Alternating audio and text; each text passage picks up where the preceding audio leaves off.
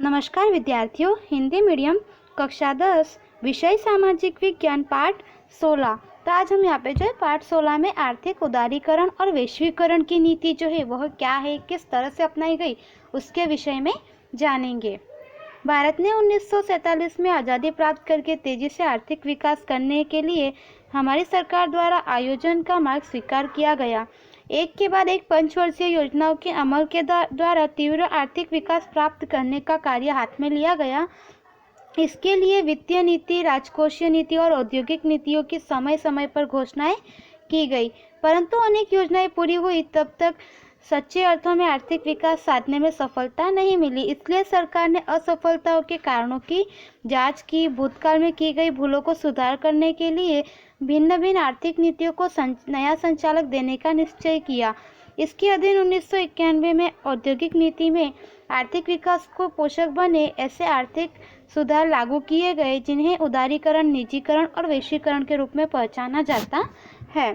तो यहाँ पे हमें बताया है कि ईस्वी सन जो है 1947 में भारत में आज़ादी हो मिलने के बाद जो है सरकार द्वारा आयोजन का जो है मार्ग स्वीकार किया गया और एक के बाद एक जो है ऐसे पंचवर्षीय योजनाओं को अमल में लाया गया कि जिससे जो है हमारे देश में तीव्र गति से आर्थिक विकास हो सके। इसके लिए जो है कई वित्तीय नीति, राजकोषीय नीति और औद्योगिक नीतियों को जो है समय समय पर घोषित किया गया, परंतु जो है अनेक योजनाएं पूरी हुई तब तक सच्चे अर्थों में जो है हमें विकास जो है वह प्राप्त नहीं हुआ। विकास जो है होना चाहिए था, वह विकास नहीं हुआ।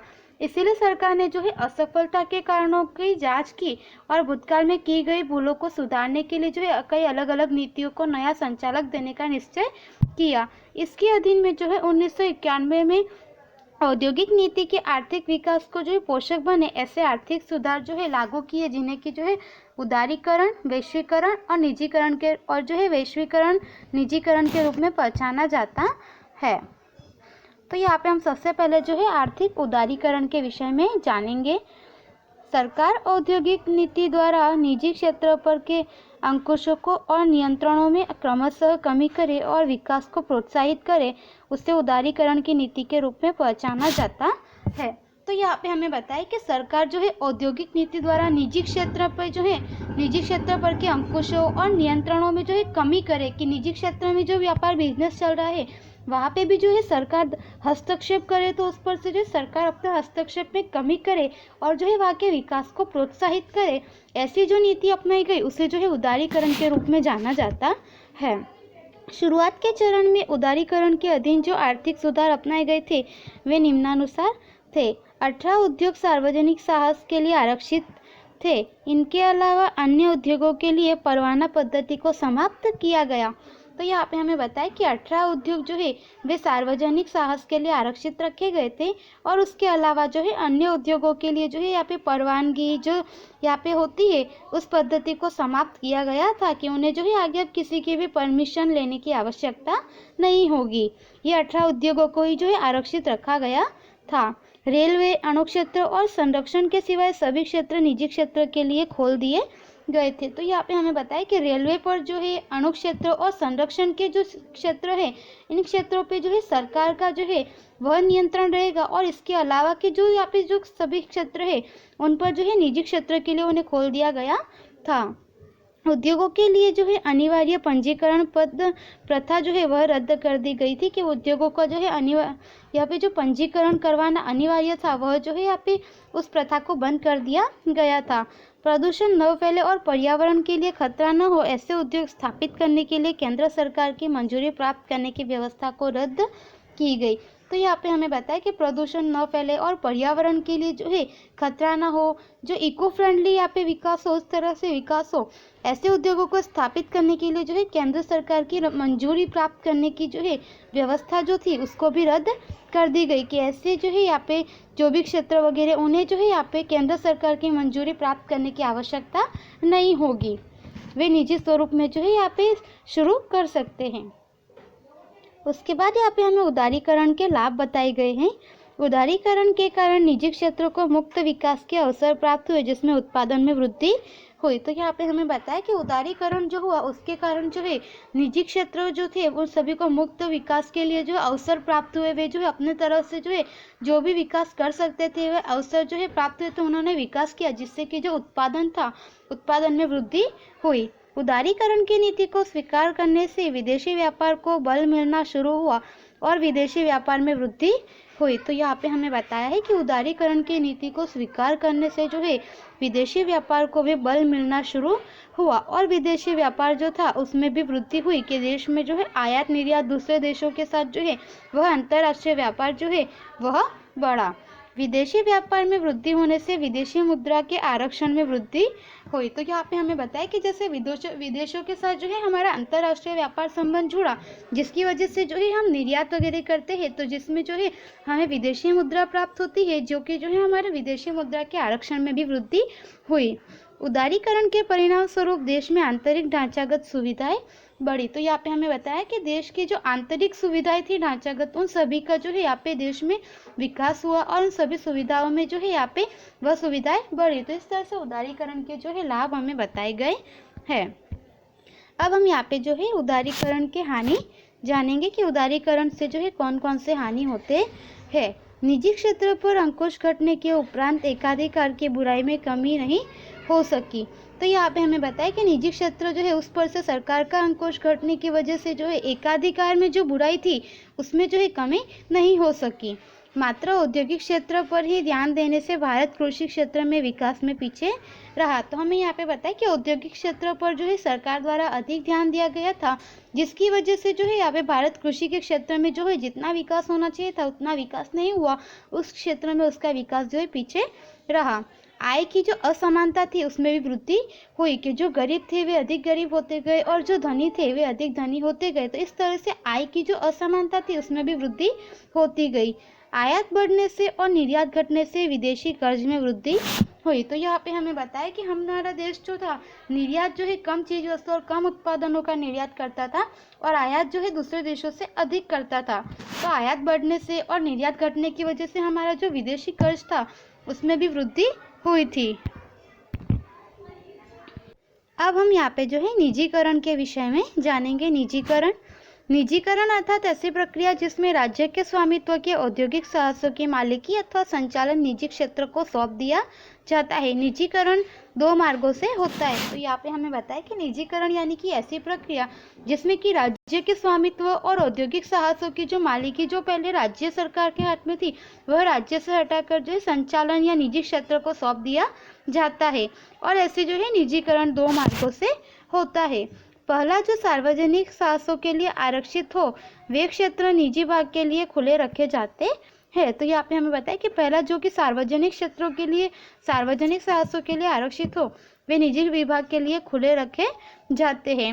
राज्य के स्वामित्व की कंपनियों की मालिकी राज्य अपने पास रखे और संचालन निजी कंपनी को सौंपे, अथवा संचालन राज्य अपने पास रखे और मालिकी निजी कंपनी को सौंपे। तो हमें दूसरा मार्ग बताया कि राज्य के स्वामित्व की जो कंपनियां हैं उन कंपनियों की मालिकी जो है राज्य अपने पास रखे और संचालन जो है वह निजी कंपनी को सौंप दे। या तो जो है संचालन राज्य अपने पास रखे और उस जो मालिकी है उस कंपनी की मालिकी जो है वह निजी कंपनी को सौंप दे। तो इस दो मार्गों के द्वारा जो है निजीकरण होता है। अब यहाँ पे हमें जो है निजीकरण के लाभ बताए गए हैं कि निजीकरण के क्या लाभ है। तो निजीकरण की नीति के कारण देश में उद्योग क्षेत्र की उत्पादकीय इकाइयों की संख्या में वृद्धि दर्ज हुई है। तो हमें बताया गया है कि निजीकरण की नीति के कारण देश में जो यहाँ पे उद्योग क्षेत्र थे उनमें जो है यहाँ पे वृद्धि हुई है, जिसकी वजह से उत्पादन बढ़ा है। निजीकरण के कारण पूंजीगत और उपभोक्ता वस्तुओं के उत्पादन में भी वृद्धि हुई। तो निजीकरण हुई जिसकी वजह से पूंजीगत और उपभोक्ता वस्तुओं के जो उत्पादन थे उनमें भी वृद्धि हुई। सार्वजनिक क्षेत्र की इकाइयों का निजीकरण होने से सार्वजनिक क्षेत्र की इकाइयों की कार्यक्षमता में सुधार हुआ। तो यहाँ पे हमें बताया गया है कि सार्वजनिक क्षेत्र की इकाइयाँ जो है उनका निजीकरण होने की वजह से जो सार्वजनिक क्षेत्र की इकाइयाँ थी उनकी कार्यक्षमता में भी सुधार हुआ, उसमें भी जो है तीव्रता दिखाई दी। उसके बाद हमें बताया है निजीकरण से हानि क्या होता है।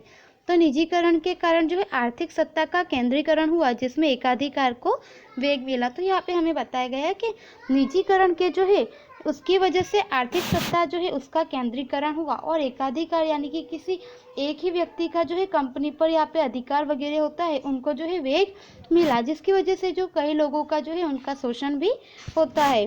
निजीकरण से उद्योग गृह उद्योगों का विकास उचित ढंग से नहीं हो सका, मात्र बड़े उद्योगों को ही लाभ मिला है। तो यहाँ पे हमें बताया कि निजीकरण से जो है छोटे गृह उद्योगों का विकास जो है जिस तरह से होना चाहिए था उस तरह से नहीं हुआ, क्योंकि वहाँ पे पूंजीगत जो है आवश्यकता अधिक होती है, मात्र बड़े उद्योगों को ही यहाँ पे लाभ प्राप्त हुआ है। निजीकरण के कारण मूल्य नियंत्रण में नहीं रहे, जिससे जो है मूल्य वृद्धि की समस्या खड़ी हुई है। तो यहाँ पे हमें बताया है कि निजीकरण के कारण जो है जो भी उत्पादन वगैरह हुआ उनका जो मूल्य है वह नियंत्रण में नहीं रहा, जिसकी वजह से जो है मूल्य वृद्धि की समस्या जो है वह भी उत्पन्न हुई है। इस तरह से यहाँ पे हमें निजीकरण के विषय में बताया गया है। अब हम वैश्वीकरण के विषय में जानेंगे। वैश्वीकरण अर्थात देश के अर्थतंत्र को विश्व के अर्थतंत्र के साथ जोड़ने की प्रक्रिया, जिसके कारण वस्तुओं, सेवाओं, तकनीकी और श्रम का प्रवाह विश्व में सरलता से प्राप्त हो। तो यहाँ पे हमें बताया है कि वैश्वीकरण यानी कि जो है हमारे देश का अर्थतंत्र है जो है वह विश्व के अर्थतंत्र के साथ जोड़ने की प्रक्रिया, जिसके कारण जो है वस्तुओं, सेवाओं, तकनीकी और श्रम का जो प्रवाह है वह सरलता से विश्व में प्राप्त हो। कि जैसे हमारे देश में जो है किसी वस्तु का अधिक उत्पादन होता है, अच्छे से होता है, तो वह हम दूसरे देशों में निर्यात कर सकते हैं, या दूसरे देशों में कहीं पे जो है किसी चीज़ वस्तु का और उद्योगों के किसी जो है कच्चे माल का वगैरह अधिक और अच्छा उत्पादन होता है तो वहाँ से हम आयात कर सकते हैं। हमारे यहाँ की कुछ तकनीक जो है वह हम विदेशों में दे सकते हैं, विदेशों की कुछ तकनीक जो है वह हम हमारे देश में ले सकते हैं। इस तरह से सेवा और वस्तुओं का आदान प्रदान जो है, श्रम का आदान प्रदान जो है वह जो है सरलता से विश्व में प्राप्त हो सके, उसके लिए जो है वैश्वीकरण की नीति को अपनाया गया था। वैश्वीकरण के मुख्यतः निम्न सुधार हाथों में लिए गए हैं। दो देशों के बीच व्यापार के अवरोध को दूर करना, कि किसी भी दो देशों के बीच जो है व्यापार के जो अवरोध है उसको दूर करना, जिसकी इसलिए जो है यहाँ पे वैश्वीकरण की नीति को अपनाया गया था। ऐसी परिस्थिति का निर्माण करना कि जिसमें दो देशों के बीच पूंजी की हेरीफेरी आसानी से हो सके। तो यहाँ पे हमें बताया कि ऐसी परिस्थिति का निर्माण करना कि जिसकी वजह से जैसे कि आयात निर्यात वगैरह होता है, अंतर्राष्ट्रीय व्यापार होता है, तो दो देशों के बीच की पूंजी जो है उसकी हेरफेर आसानी से हो सकती है। टेक्नोलॉजी के आयात निर्यात के अवरोध दूर करना, जैसे किसी दूसरे देश में अच्छी टेक्नोलॉजी है और हमारे वहाँ पे जो है हमारे देश में यह टेक्नोलॉजी नहीं है, तो हम दूसरे देशों की टेक्नोलॉजी जो है हम हमारे देश में ला सकते हैं, या हमारे देश की टेक्नोलॉजी जो है दूसरे देश में भेज सकते हैं। तो इस तरह से उनके बीच के जो है अवरोध को दूर करना। विश्व के विभिन्न देशों के बीच श्रम का आयात निर्यात मुक्त में कर देना। तो यहाँ पे हमें बताया कि विश्व के विभिन्न देशों के बीच में श्रम का जो आयात निर्यात होता है वह मुक्त रूप से कर देना चाहिए। उसके बाद हमें बताया गया है कि वैश्वीकरण के जो है प्रभाव क्या है। वैश्वीकरण का भारतीय अर्थतंत्र पर मिश्र प्रभाव पड़ा है, कुछ लाभ तो कुछ हानि हुई है, जो निम्नानुसार है। तो उसके लाभ क्या है वह हम जानेंगे। लाभ, वैश्वीकरण के कारण देश में पूंजी निवेश को उत्साहन मिला है। तो यहाँ पे हमें बताया कि वैश्वीकरण के कारण जो है जैसे कि विदेशी मुद्रा में वृद्धि हुई, तो देश में जो है पूंजी निवेश को भी प्रोत्साहन प्राप्त हुआ है। कई विदेशी कंपनियां जो है उन्होंने हमारे देश में आके जो है कंपनियां वगैरह शुरू की है, तो इस तरह से पूंजी निवेश जो है वह बढ़ा है। वैश्वीकरण द्वारा विकसित देशों में उत्पन्न होने वाली ये वस्तु आसानी से प्राप्त हो सकती है। तो यहाँ पे हमें बताया कि वैश्वीकरण के द्वारा जो है विकसित देशों में जो उत्पन्न होने वाली चीज वस्तु वगैरह जो है वह हमें आसानी से हमारे देश में मिल सकती है। वैश्वीकरण के कारण भारत जैसे विकासशील देश अंतर्राष्ट्रीय स्पर्धा में टिके रहने की शक्ति प्राप्त करते हैं। कि वैश्वीकरण की जो नीति अपनाई गई जिसकी वजह से जो विकसित देशों के सामने विकासशील देश है वह जो है यहाँ पे अंतर्राष्ट्रीय स्पर्धा में टिक सके है। उसके बाद इसकी हानि के विषय में जानेंगे। वैश्वीकरण से गरीबी और बेरोजगारी की समस्या हल करने में इच्छित सफलता नहीं मिली। तो यहाँ पे हमें बताया है कि वैश्वीकरण की वजह से जो है देश की गरीबी और जो बेरोजगारी है उस समस्या को जो है हल करने में हमें जो है इच्छित परिणाम प्राप्त नहीं हुआ। विकासशील देशों को निर्यात वृद्धि द्वारा जो लाभ प्राप्त होना चाहिए वह पर्याप्त मात्रा में नहीं हो सका। तो यहाँ पे हमें बताया जैसे कि हमारा भारत देश जो है विकासशील देश है, तो विकासशील देशों को जो है वृद्धि में जो निर्यात करते हैं उनके द्वारा जो लाभ प्राप्त होता है वह जो प्राप्त होना चाहिए उतनी मात्रा में प्राप्त नहीं होता है। वैश्वीकरण का लाभ बड़े उद्योगों को अधिक मिला है जबकि छोटे उद्योगों को लाभ कम मिला है। तो यहाँ पे हमें बताया गया है कि वैश्वीकरण के कारण जो है बड़े उद्योगों को अधिक लाभ मिला है जबकि छोटे उद्योगों को इतना अधिक लाभ नहीं मिला। तो इस तरह से यहाँ पे हमने जो है 3 नीतियों के विषय में जाना, उदारीकरण, निजीकरण और वैश्वीकरण।